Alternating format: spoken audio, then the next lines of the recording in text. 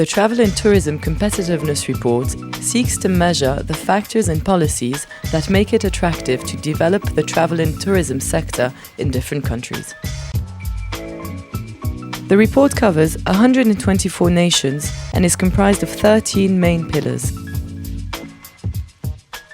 And what we aim to do within the report is to look at all of the factors and policies that drive travel and tourism competitiveness, specifically the factors and policy that make it attractive to develop the travel and tourism sector in different economies. I think this report, by using that data and integrating it, brings many of the actors together, and it does help to advance aspects of competitiveness. It's really far more than an index. It's, first of all, a comprehensive look at all of the factors that influence travel and tourism, from the very early stages of development to the more mature stages of sustainable development. The index is a perfect tool for governments to see how they are ranked, how they perform compared to the 174 countries with whom they are competitive with.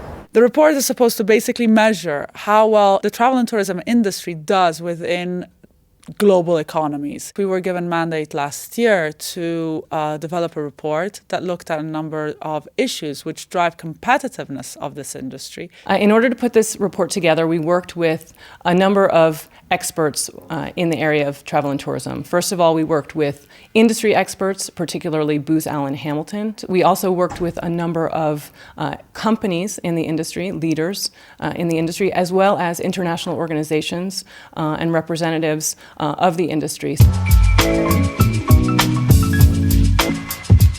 We represent $450 billion of activities. Connecting people, connecting markets have a great importance in order to boost national economies.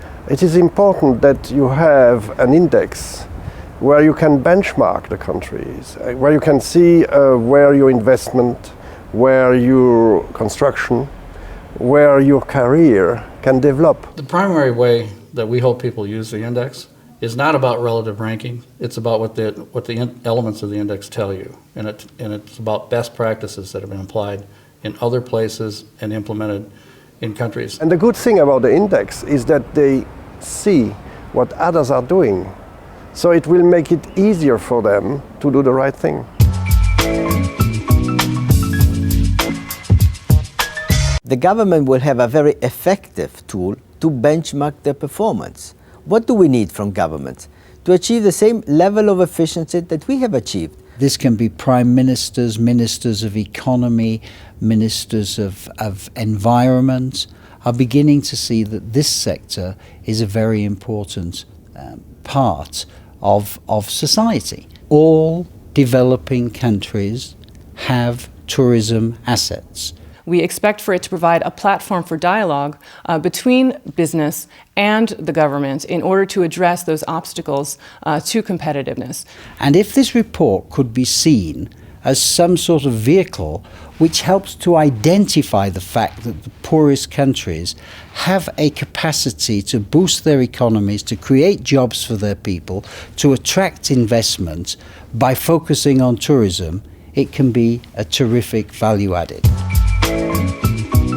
The big lessons are that you can have a practical set of tools that go beyond everyone's individual experience to actually lay out a framework for development. The travel and tourism sector can be so successful, it can generate excess income that can be reinvested in the economy as a whole. And I have finally begun to see people sitting up who are decision makers and policy makers and saying, maybe tourism could help.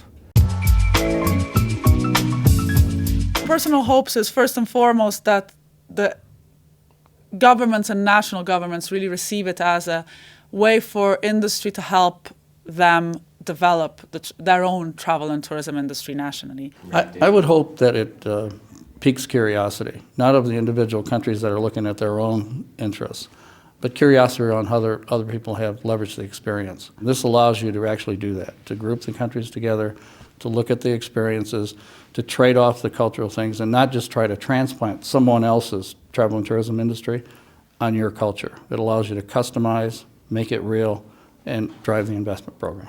Travel and tourism represent 10% of the GDP, and if governments are effective in changing those rules of the game, liberalizing the market, regulating the monopoly supply, they will really boost their GDP, give more jobs, more economic activity, and have a better world.